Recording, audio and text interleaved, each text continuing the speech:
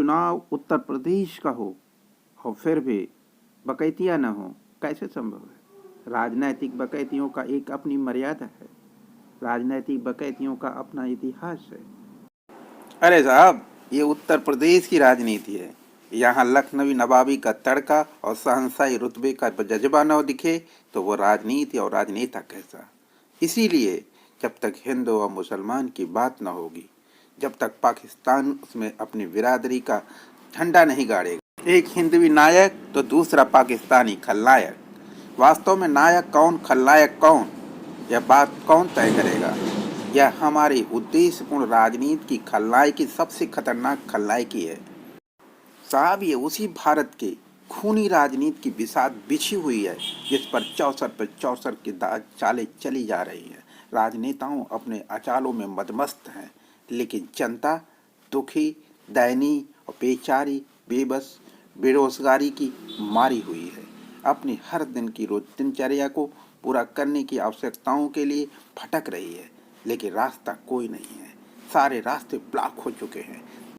भारत के सीने पर एक रक्त रंजित बंटवारा पाकिस्तान का हुआ, जो एक इस्लामिक कंट्री बना, बट उसी इस्लामिक कंट्री का कई इस्लामिक कंट्रियों में विभाजन पुनः हुआ, लेकिन उसे कोई रोक नहीं सका। सभी इस्लामी ही थे। इसका मतलब इस्लाम यानी धर्म समाधान नहीं है। समाधान किसी धर्म की बुनियाद पर नहीं टिका होता। सत्य को झूठ की तरफ परोसने की एक ऐसी कला विकसित हुई है जिसमें सत्य और झूठ की पहचान एक नामुमकिन कहानी बन चुकी है। एक ऐसी कहानी जिसमें सत्य और न्याय की परीक्षा असंभव सी लगती है। हम आज उस बिसात पर बिछी हुई राजनीति की कसौटी पर खुद को कसने और समझने की कोशिश कर रहे हैं। देखते हैं कि हिंदू शब्द को लेकर चलने वाले हिंदू राष्ट्र की परिकल्पना को एक झूठी कहानी का इतिहास रचने वाले भारत को किस हद तक गुलाम बनाना चाहते हैं। बस इसी बात को समझना है कि हम कब तक बतौर भारत गुलाम बने रहेंगे और हिंदुस्तान और पाकिस्तान के झगड़े सहते रहेंगे। भारत को गुलाम बनाए रखने की नई मानसिकता रखने वाला हिंदवी आतंकी ग्रुप आरएसएस और बीजेपी एक नए षड्यंत्र के तौर पर पाकिस्तान, कश्मीर, आसाम, केरला और हैदराबाद का हिंदू मुक्त होने का आरोप कांग्रेस पर लगाते हैं कि कांग्रेस ने इन 5 स्टेटों को हिंदू मुक्त कर दिया। क्या ये सच है? सच नहीं है। ये वही सच है जो झूठ को सच की तरफ परोसने का कलाबाजी है। झूठ को सच की तरफ परोसने की कलाबाजी बीजेपी और आरएसएस की सबसे उत्कृष्ट कला है। मैं कांग्रेस हूँ। मैंने ही हिंदू मुक्त पाकिस्तान बनाया। मैंने ही हिंदू मुक्त बांग्लादेश बनाया। मैंने ही हिंदू मुक्त कश्मीर बनाया। मैंने ही हिंदू मुक्त आसाम बनाया। मैंने ही हिंदू मुक्त केरल बनाया। मैं ही हिंदू मुक्त हैदराबाद बनाने का सौभाग्य प्राप्त करता हूँ।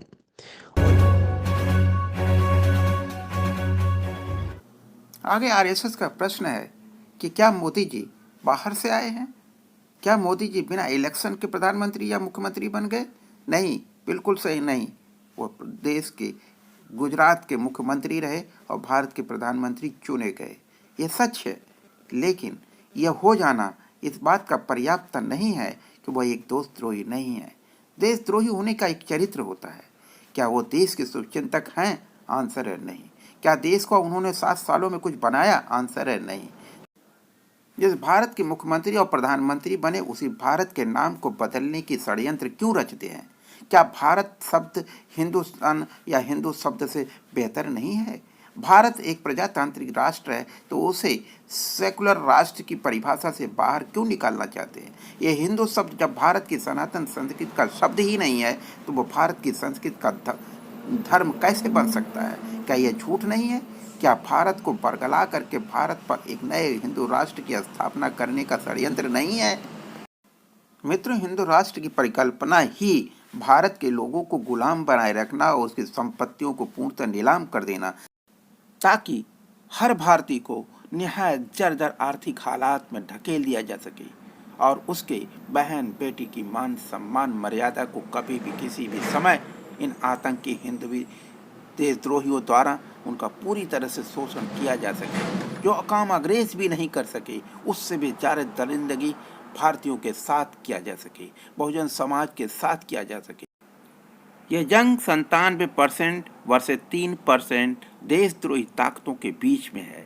ये देशद्रोही ताकतें 3% 97% भारतीयों के बहन बेटियों की इज्जत का माखौल बनाना चाहते। यदि आप सब हिंदुओं का समर्थन रहा तो अन्य सेकुलर दलों के साथ मिलकर हिंदू मुक्त हिंदुस्तान बना देंगे और देश बांटने का आरोप संघ पर लगा देंगे। दुनिया का सबसे बड़ा झूठ कि हिंदू मुक्त हिंदुस्तान, भारत कभी भी हिंदुस्तान न था, न है, न कभी रहेगा। यह हिंदू शब्द भारत के सर पे, भारत के माथे पर थोपा हुआ शब्द है। मोदी का विरोध क्यों? क्या मोदी कोई विदेशी है जो बाहर से आकर प्रधानमंत्री की कुर्सी पर जबरदस्ती बैठ गए हैं? क्या मोदी का चरित्र दागदार है? क्या हाँ, बिल्कुल मोदी का चरित्र दागदार है। यह बात कोई और नहीं, मेहुल चौकसी भाई और नीरव मोदी बच्चा। ये बच्चा और भाई दोनों मिल करके इनके चरित्र की पराकाष्ठा तक जाते हैं, जो गंदगी से उत्कृष्ट है। हाँ, प्रधानमंत्री मोदी जी गांधी परिवार से भी ज़्यादा खतरनाक तरीके से पैसे को इकट्ठा कर रहे हैं। उसका खुद का प्रमाण है नीरव मोदी, मेहुल भाई और माल्या। इनके पैसे कहाँ गए? इनके हिस्से किसके लिए थे? इनके साथ समझौता किसने किया था? अदानी एंड अंबानी ग्रुप के साथ समझौता क्या है जिनको सारी भारत की संपत्तियां बेची जा रही है? ऐसा आदमी पवित्र, शुद्ध और भारत के विकास की सोचने वाला नहीं, सिर्फ और सिर्फ भारत का शोषण करने वाला। मोदी जी ने सिर्फ भ्रष्टाचार नहीं किया, बल्कि इस भ्रष्टाचार की एक ऐसी तकनीक ढूंढी है जिससे कि भ्रष्टाचार और भ्रष्टतम तरीके को भी कभी भ्रष्ट न कहा जा सके। उस ऐसे भ्रष्ट इंसान, ऐसे चोर इंसान, ऐसे राक्षस इंसान है। मोदी ने कोई भ्रष्टाचार किया है? क्या मोदी अपनी तिजोरी भर रहे हैं जो नेहरू गांधी परिवार की तरह? क्या मोदी का कोई बेटे, भतीजे, भाई, भौजाई को लाभ देने में लगे हैं? क्या मोदी की विश्वसनीयता संदेह के घेरे में है? क्या मोदी राष्ट्र विरोधी कार्य कर रहे हैं? क्या मोदी कामचोर हैं? स्वयं से ये सवाल करने पर हर बार अंतर्मन जवाब देगा, नहीं नहीं। तब मोदी से एलर्जी क्यों? मोदी से एलर्जी एक अनर्गल झूठ है, एक अनर्गल प्रलाप है। ये भारत नहीं, दुनिया का सबसे बड़ा यह भी एक झूठ है। कारण कि लगातार 2 बार देश की जनता 3/4 बहुमत से था उनसे देश का प्रधानमंत्री, देश की सत्ता सौंपती है। यह एक विश्वास की कसौटी होती है। राम मंदिर का निर्माण सुप्रीम कोर्ट के आदेश से हुआ। धारा 370 और 35A एक ऐसी कसौटी नहीं जिसके आधार पर यह कहा जाए कि मोदी जी इस देश के सबसे बड़े राष्ट्रभक्त हैं। राष्ट्रभक्त वो जो भारत की परिकल्पना करता है, वो राष्ट्रभक्त वो जो भारत की सॉवरेंटी को, उसके संविधान के मूल्यों का संरक्षक बने, उसको शक्ति प्रदान करे। अल्पज्ञानी आरोप लगाते हैं कि राम मंदिर नहीं बनवाया, धारा 370 नहीं हटवाया, पीडीपी के गठबंधन किया, 15 लाख नहीं दिए, अच्छे दिन नहीं आए। तो ये बताओ कि तुम्हें सभी विषयों में 100% नंबर मिले थे क्या? पहले नौकरी लगते ही घर खरीद लिया था क्या? 5वां तल्ला बनने से पहले सबको देखा बार बार हमको देखो 5 साल, ये बीजेपी का नारा था। अब बीजेपी ने 5 साल भी बिता लिए और अगले 5 साल भी जनता ने 3/4 बहुमत के साथ सत्ता में पहुंचा दिया। उसके बाद भी 7 सालों में भारत सिर्फ कंगाल हुआ। और क्या चाहते हो? इतना बड़ा झूठ और अनर्गल प्रलाप, चिकनी चुपटी बातों से, मुखौटेबाजी से, जुमलेबाजी से देश को और भी प्रभावित नहीं किया जा सकता। देश को किसी और जुमले में बहकाया नहीं जा सकता। जुमलेबाजी से भारत की भारतीयता वापस नहीं आती है। तुम हिंदवी राष्ट्रद्रोही हो, हिंदवी राष्ट्रद्रोही हो और हिंदवी राष्ट्रद्रोही रहोगे। तुम्हारे पर विश्वास अब नहीं भारत करेगा। ये कितना हास्यास्पद और बचकाना है कि यदि मोदी नहीं तो कौन? यदि मोदी नहीं था तो 75 सालों से भारत ने विकास नहीं किया क्या? आज 75 सालों में भारत ने जो विकास किया, मोदी ने उसे सिर्फ तबाह और बर्बाद ही तो किया। मोदी नहीं कौन? मोदी जैसा इंसान कभी भारत या दुनिया के किसी भी राष्ट्र को चाहिए नहीं। जिस राष्ट्र को बर्बादी और तबाही चाहिए, जिस राष्ट्र को अलगाववाद चाहिए, जिस राष्ट्र को हम हर पल जाति और धर्म के साथ बंटवारे की धमकियां चाहिए, जिस देश को धमकियों के बेत पर जीने की आदत हो, उसे ही सिर्फ मोदी चाहिए। ऐसा मोदी दुनिया के किसी भी गरीब से गरीब राष्ट्र को भी ना मिले, या उसका सौभाग्य होगा। कोई नहीं बताता कि अगर मोदी नहीं तो कौन बना सकता है स्थायी सरकार, कौन बनवा सकता है राम मंदिर, कौन हटवा सकता है धारा 370, कौन करवा सकता है किसानों की सुरक्षा, कौन करवा सकता है भारत की रक्षा। एक साजिश है लुटेरों की ताकि आप फंस जाएं। और दुनिया का सबसे सफेद पोश लुटेरा कोई है तो उसमें एक ही नाम हो सकता है, सिर्फ आदरणीय मोदी जी।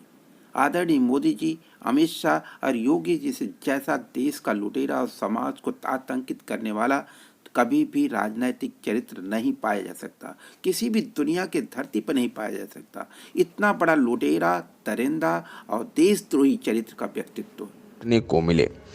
2014 से आज तक सारे चोर, चुहार, देशद्रोही, आतंकी टाइप के लोग क्यों पगलाए हैं? जरा सोचिए। अगर आपने आज मोदी का साथ नहीं दिया तो जैसे वाजपेयी सरकार के जाने के बाद सोनिया की गुलामी 10 साल तक करनी पड़ी थी, अब की बार सोनिया चाहे जैसी भी हैं, उनके परिवार ने देश और राष्ट्र को बनाए रखने के लिए शहादतें दी हैं। एक नहीं, कई शहादतें दी हैं। लेकिन तुम देशद्रोही, हिंदवी देशद्रोहियों ने सिर्फ भारत का गुलाम बनाने का षड्यंत्र शुरुआती दौर से पिछले 250-300 वर्षों से कर रहे हो। सावरकर ने पूरा जीवन ही देशद्रोह में लगाया था।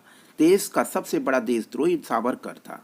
शायद 100 साल से भी ज्यादा करनी पड़ेगी, खून के आंसू रोना पड़ेगा। सोचिए, हमने अपने देश की बागडोर मोदी जी जैसे एक ऐसे मजबूत और ताकतवर व्यक्ति के हाथों में दी है जो देश के 125 करोड़ हिंदुस्तानियों के भविष्य के बारे में 24 घंटे सोचते हैं और उनके भविष्य को संवारने के लिए निरंतर कार्य करते हैं। मीडिया और लोगों का विरोध सुनकर भी वो देश के भविष्य के लिए कार्य कर रहे हैं। अपने लिए नहीं, हमारे भारत के स्वर्णिम भविष्य के लिए जी रहे हैं। गर्व करें कि आप मोदी के समर्थक हैं। गर्व करें कि हम सिर्फ भारत के समर्थक हैं, हम भारतीय राष्ट्रवाद के समर्थक हैं। हम किसी राजनेता के समर्थक नहीं हो सकते। यदि राजनेता भारत के चरित्र, भारत की मर्यादा और भारत के संविधान का चरित्र बनता है तो वो हमारे लिए मर्यादित और सम्मानित हो सकता है, लेकिन वह हमारे सम्मान की कसौटी नहीं हो सकता।